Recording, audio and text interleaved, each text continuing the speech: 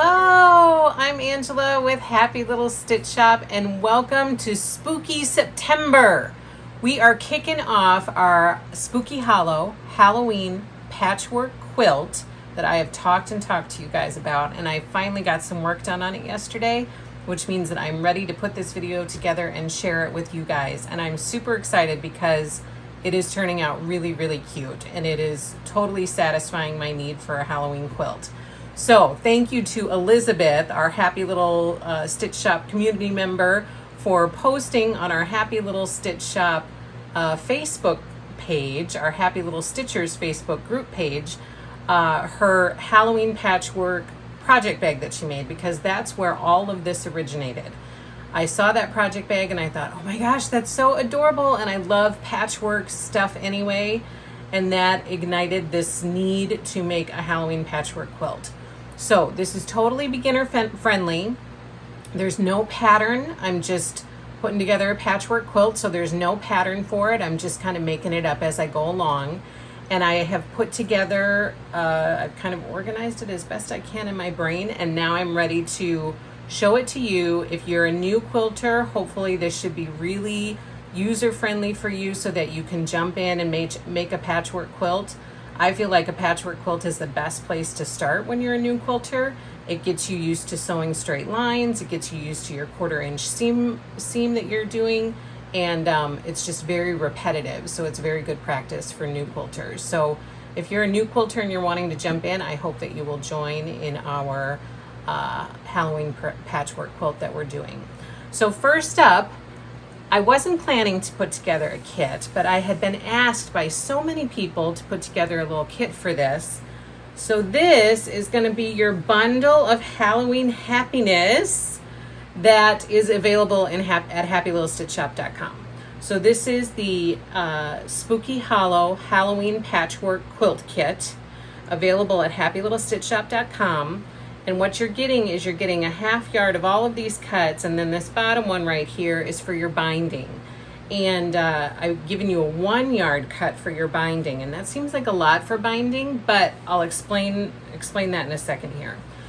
So when I started making this quilt, again, I was not going about it with the mindset that I was going to be putting together a kit for you guys. So I just grabbed a bunch of fabrics that I liked, and I started cutting 5-inch squares, and just went with what I had.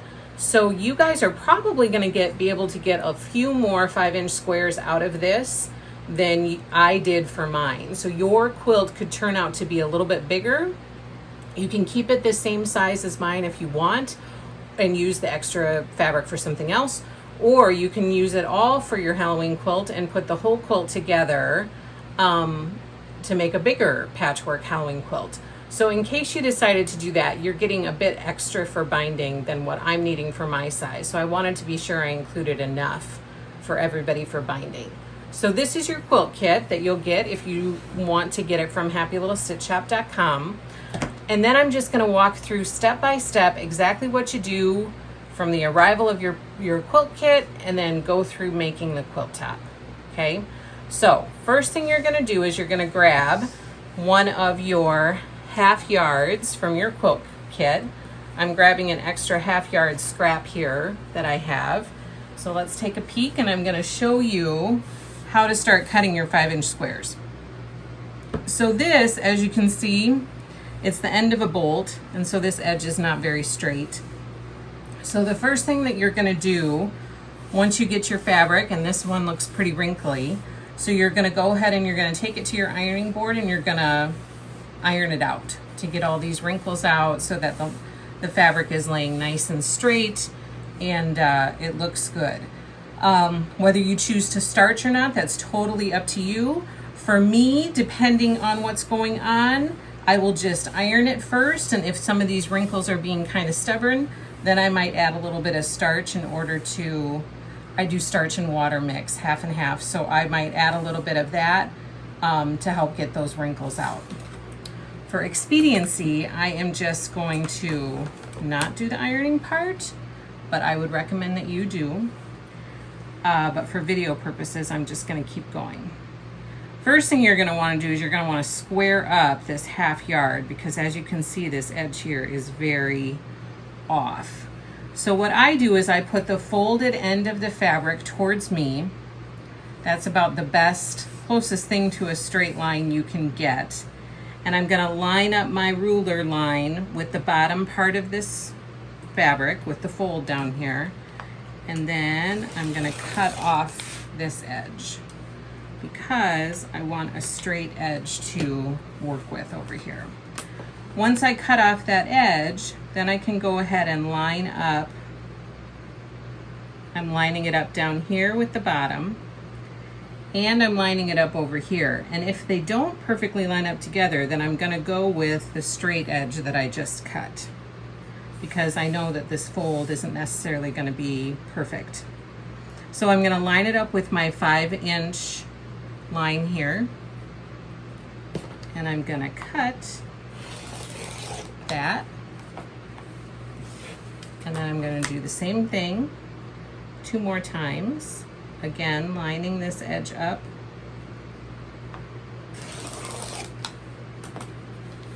and this is a little bit longer than a half yard, because it was just a scrap that I had here.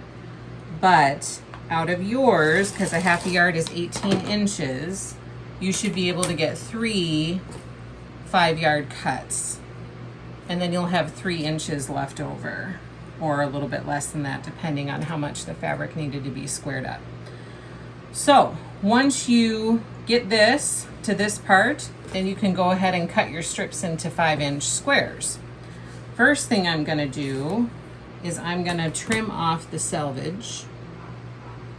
Again, lining my bottom here up with the edge of the fabric. I'm going to trim that off. Then I'm going to flip it, and I'm going to trim this fold off to turn it into 2 separate pieces of fabric. Then I'm gonna again line it up with my 5 inches. If you can line it up on 2 sides, that helps to make it a more accurate cut. There's 2 5-inch squares.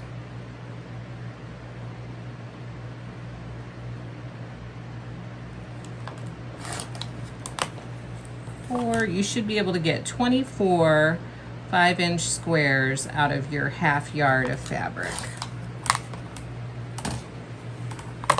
You should be able to get 2 more here. Okay, so for all of your half yard cuts, that's exactly what you're going to do with each of them. You're going to go through, you're going to cut up 3 5-inch strips, and then you're going to cut those 5-inch strips into 8 5-inch squares, for a total of 24 5-inch squares per half yard of fabric that you have. Don't forget that the purple stripe at the bottom is not a half yard, it's a full yard, and you're going to set this aside for your binding. But all the rest of these fabrics right here, you can cut up your 5-inch squares out of that. And then once you're done with that, we'll come back and we'll talk about what we're going to do next. Did you have fun cutting up all your 5-inch squares? It's quite a bit of cutting, but it's not too bad, because it's just, you know, a bunch of 5-inch cuts. So hopefully it went pretty smoothly and pretty quickly for you.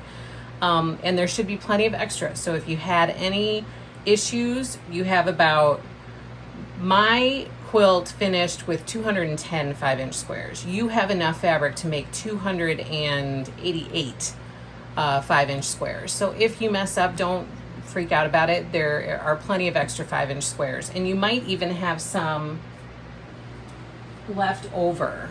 You know, depending on how you lay out your quilt, you're going to have a few left over. We had a few left over with laying out our quilt.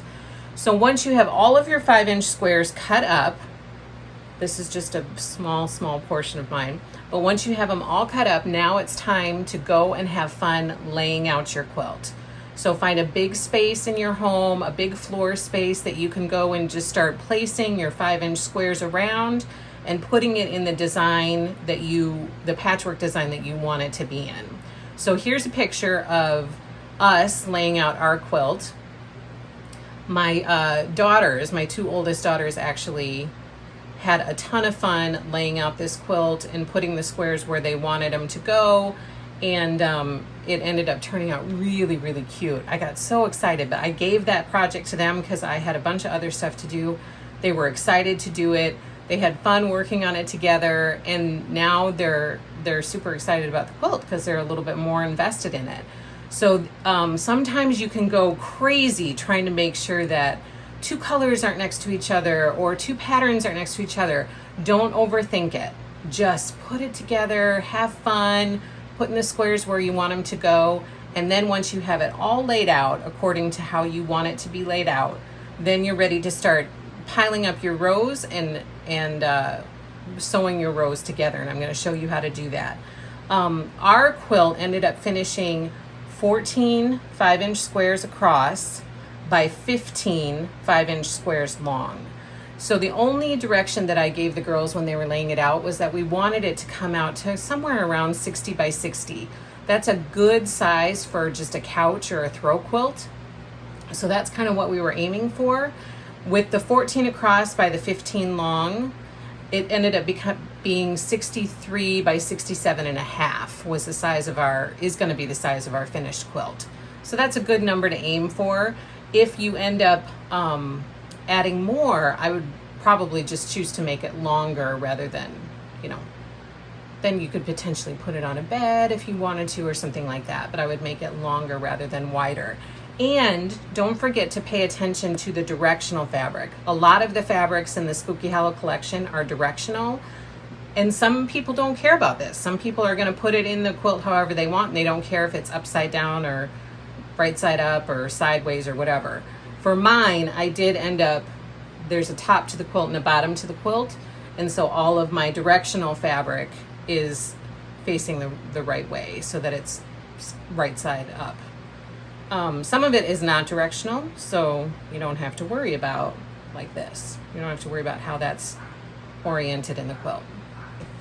So once you have all of your quilt finalized and the layout is the way that you want it, now it's time to start stacking up row by row and sewing it together. This is how I did it. I did one row at a time because I didn't want to mess up the organization of the quilt. So I did one row at a time. So I took the top row and I stacked one on top of another, just like this.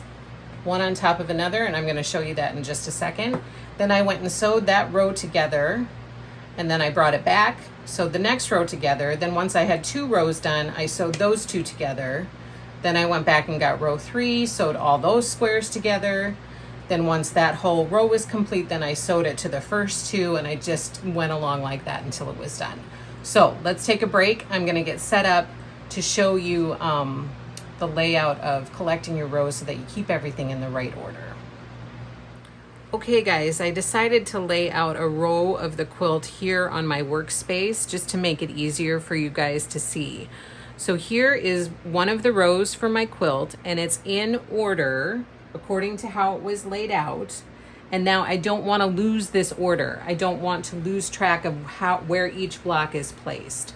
So this is how you should go and collect your blocks in order to make sure that everything stays in the right place.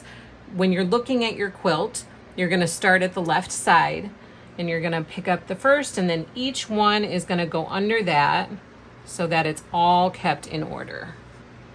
So one at a time, you're just going to collect your entire row until you have them all collected to take to your sewing machine to then sew these blocks together. So now these are all in order for me to go and sew them together, and that's what we're going to do right now. I will meet you at my sewing machine. Okay guys, we're at my sewing machine. I have my pile of fabric here that I just finished piling up, and this is where the 1/4 inch seam that so many quilters and sewists talk about comes in. It's very, very important. So if you don't have a seam guide, you need to somehow measure out where figure out where your 1/4 inch seam is on your machine. A lot of people have a 1/4 inch foot, so you can kind of have the edge of your fabric be in line with your foot to make sure that your 1/4 inch seam is correct. I just started using this Lori Holt Seam So Easy seam guide, and I'm really liking it. And part of the reason that I'm liking it is because it helps keep my fabric straight the entire time that I'm feeding it into my machine.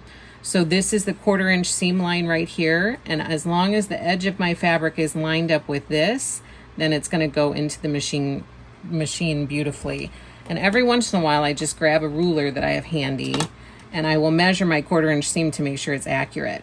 So I'm lining this up with the hole where my needle goes down, and I am making sure that it's right here along the center. If this is lined up, then we know that this 1/4 inch seam should be accurate. So once you are set with where your 1/4 inch seam allowance is on your machine, that's really, really important to know that. Otherwise, everything will be off for your quilt. Then you're ready to start taking your 5 inch squares. So I'm going to take my first one, that's going to be first, and I'm going to take the second one, I'm going to put it to the right of my first one. Then every time I add a square, I'm always going to be adding it to the right of the first one. So once I have my first 2 squares out, I'm going to put them right sides together so that the wrong side of the fabric is facing outward on both sides. And I'm going to line up the edge, and that's what I'm going to sew. I'm lining it up with my 1/4 inch seam. I'm going to put my foot down. Now at the beginning here, I'm going to back stitch a couple to secure my stitch. So I'm going to stitch a couple, I'm going to back stitch a couple, and then I'm just going to keep going. I'm going to back stitch again at the end. Cut your thread, open it up. Now I'm going to add the next one, again to the right. I'm going to keep adding to the right of my first block. Line up those edges. And for me, it's always helpful. I feel more confident if I have 2 edges lined up. I think my dad has drilled that into me with all of the woodworking he has done. Line up 2 edges to ensure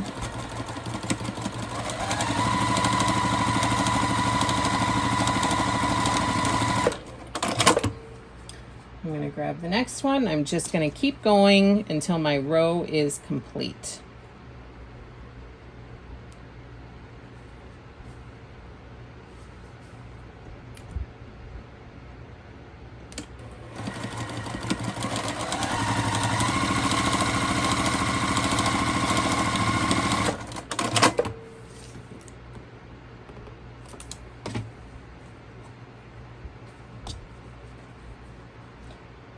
Sometimes if I feel like the 1/4 inch seam is off, then I'm just going to take my ruler and double check it and make sure that it's correct.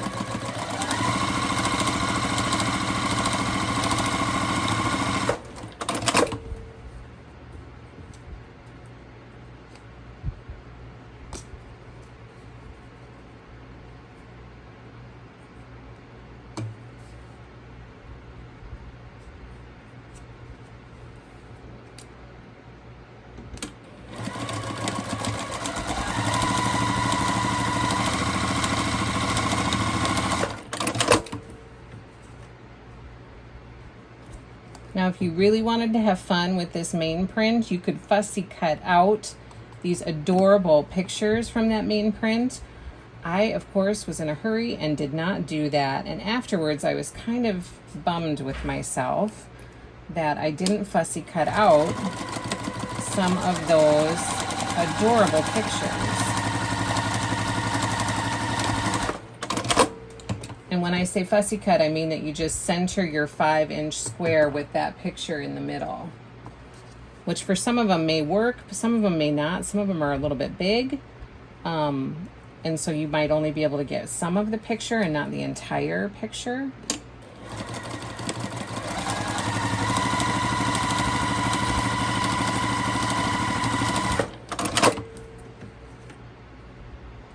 And then once we get this row complete, we're going to go to the iron and we're going to press all of those seams so that it lays nice and flat.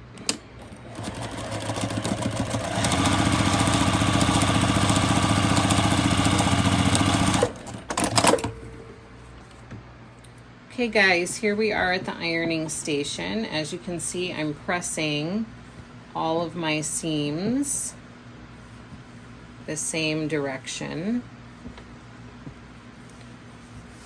We don't have a lot of space here, so my ironing situation is pretty small. Just gonna press them all the same direction. And then what I'm probably gonna do is flip this over and just really give it a good press. Now when you're doing seams, especially when you're pressing them open, this and you're doing like a lot of small piecing, these Riley Blake clappers work really well to help those seams lay flat. See? Look at that. Do you see? Clapper, no clapper, clapper, no clapper. Look at that. It's amazing. So I don't use those probably as much as I should, but they work really, really nicely. Clearly, I just gave you a live example. So I'm going to give this one more good press over the top.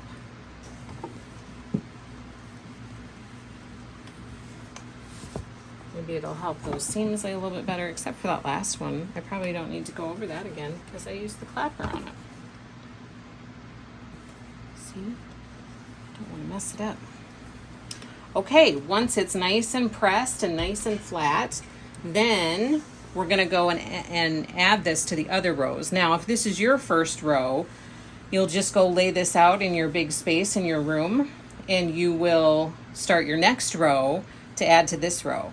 I have a bunch of my other rows done, so I'm going to add this one to the quilt and show you how we do that. So what you'll need for this is you'll need some pins. I need to get to the other area in order to show you the pins that I'm using, so let's do that next. Okay guys, so I just pressed my row, I ironed it out, and now we're gonna go and we're gonna add it to the other rows. Again, if this is your first row, you're just gonna lay it out, pile up your next row, sew those together, and then once you have 2 rows complete, then you'll sew those 2 rows together. I already have some rows done, so I'm gonna add this to the rows that I have done already.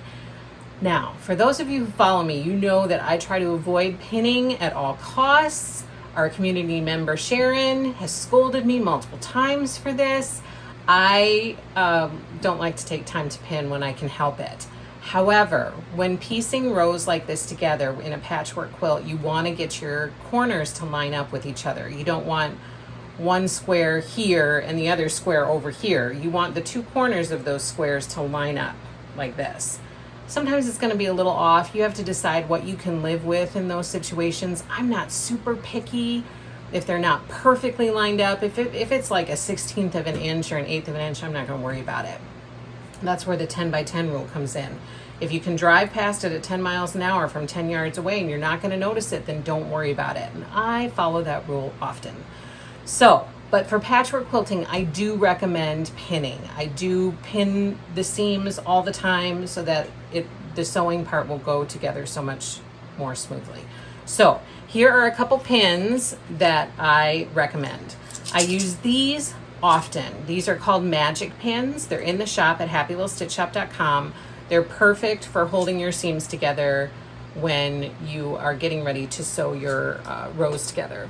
The other option are these pretty pins by Lori Holt. They're super cute, number one, so they add a little cuteness to your sewing room, and they work really nicely. They're nice and strong. They're not going to bend, which I really, really like. So either of those are great options in my opinion. You can't go wrong with either of them.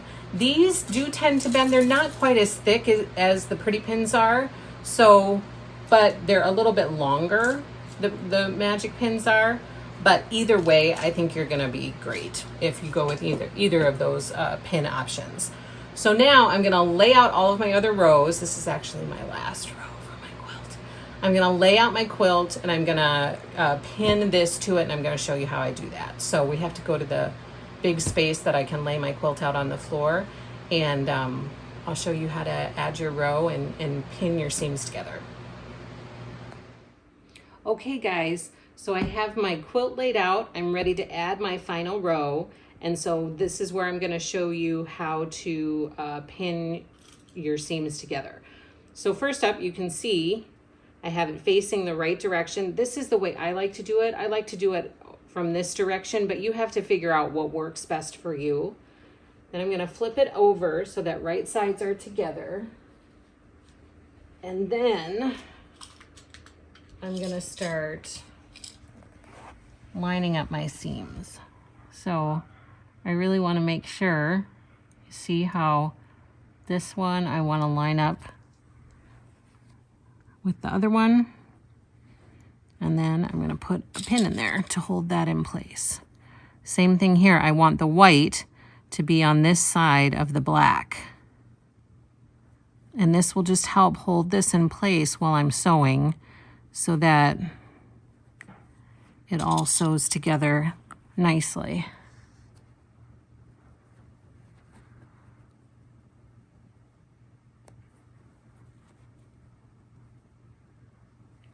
So you're going to go along and you're going to do this for all of the seams in the row. And then I will meet you back at the sewing machine to sew this final row onto the quilt.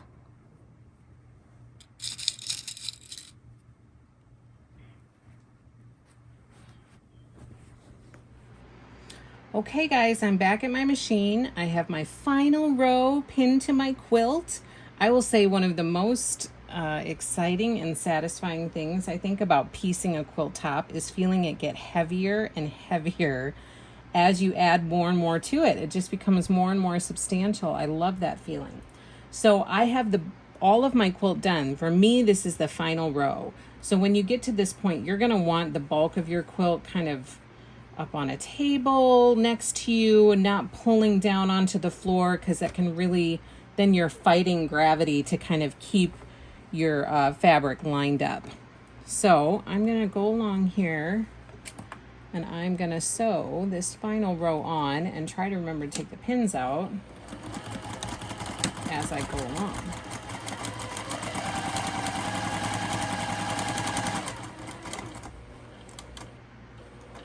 I like to get into that seam with my needle and then I pull that pin out, so that my needle ends up being kind of the pin when the pin is no longer in there. It's like playing needle roulette. I don't want to break my needle, but yet I want that seam to stay in place.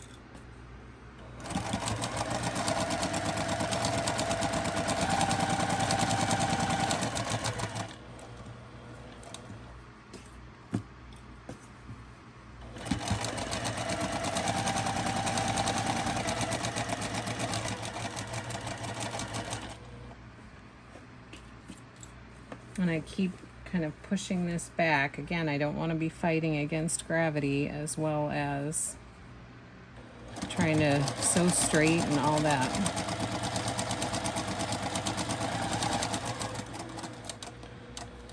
So I'm just going to keep sewing this row on, and I will meet you back at the table once we are done, and we will talk about binding next.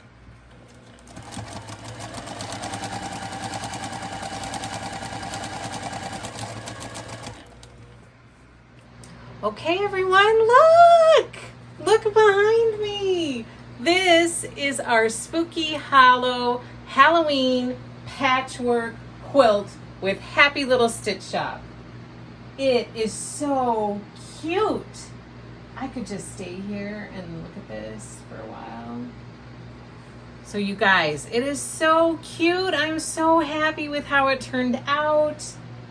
Some of my squares might be off just a tish, but I can live with it. So you have to decide what you can live with and what's okay for you. But I mean, from afar, it looks like everything is lined up pretty good. Like I have to look really closely to find where some squares might be off a little bit. So don't get too wrapped up into that. Have fun with the process. Have fun putting this together, and just think, in a month, it's going to be crisp and chilly outside, and I am going to be able to pull this out and have this fun Halloween quilt to wrap myself up in, or even better, my kids will grab it to wrap up in, and that'll just be the best. I'm so excited about it. I'm so happy to have a Halloween quilt in our house. Now I just have to pick the backing. And I didn't figure out backing. I'm gonna have to do some calculations, and then we'll put something in there for backing. We'll put a little thing that tells you how much backing you're gonna need for this size. If you're gonna use all of your squares in your kit, you might wanna go, you know, half yard or a yard bigger for backing. I'm thinking about either these eyes. These eyes are glow in the dark, by the way. So wouldn't that be cool to have the whole back of the quilt be glow in the dark eyeballs? Or the other one is, I think this main print is beautiful, and I have in the shop this main print in this darker gray color that's the background for the eyes. So for me, I'm debating about those two. There are some glow in the dark things on the main print too, I think. And so I'm deciding between those two. So once you have your quilt top done, then all you have to do is sandwich it with some backing and some batting and get that puppy quilted up. And then once it's all quilted, then you can add the binding. And this, like I said before, is your binding fabric, this purple stripe. And what I typically do for binding is I do 2.5-inch strips for binding. And clearly I don't have my quilt quilted, so I can't show you the binding process on here, but you're gonna cut this fabric in 2.5-inch strips. And then you're gonna piece all of those strips together. You're gonna press the seams open. You're gonna fold that strip in half, iron it in half so that you have a nice crease. Fold sew the raw edge to the back side of your quilt. And then, yeah, that's what I typically do, the back side of my quilt. And then pull it over to the front side and sew it onto the front side for your binding. Some people do front to back, some do back to front. I typically do back, sew it on the back, and then move it around to the front.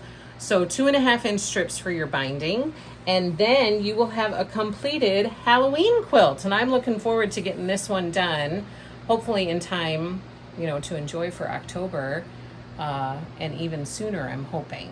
So thank you so much for joining us for our Halloween patchwork quilt that we have worked together to make. And I hope that if you're a beginner, I hope that this was a good video for you and that you found it helpful and useful. As always, if you have any questions, please contact me at happylittlestitchshop@gmail.com. I'm here to help. I'm happy to help if I can in any way. You can also comment below. Please comment below in the comment section what you thought of this tutorial and if you found it helpful and what you think of our quilt. And as always, please subscribe to our Happy Little Stitch Shop YouTube channel. Please find Happy Little Stitch Shop on Facebook and Instagram and follow us in both of those places. And you can always join our Happy Little Stitchers Facebook group, where we have a lovely community of people who are inspirations daily. They share projects out there that are so cute. If you have questions, they're happy to help. It's a really fabulous, kind, encouraging, supportive group of people. I mean, Happy Little Stitch Shop is pretty blessed to have some fabulous people in our community. So thank you so much for finding us and joining our happy little community. And as always, go to happylittlestitchshop.com to find all of your cross-stitch and quilting goodies. That's where you can find your Spooky Hollow Halloween Patchwork Quilt Kit, along with anything else that I shared with you here today. We have all the goodies at happylittlestitchshop.com. Thank you so much for joining me, you guys. I really appreciate it. Give us a thumbs up if you liked our video. Take care, have a wonderful evening, and happy stitching to you.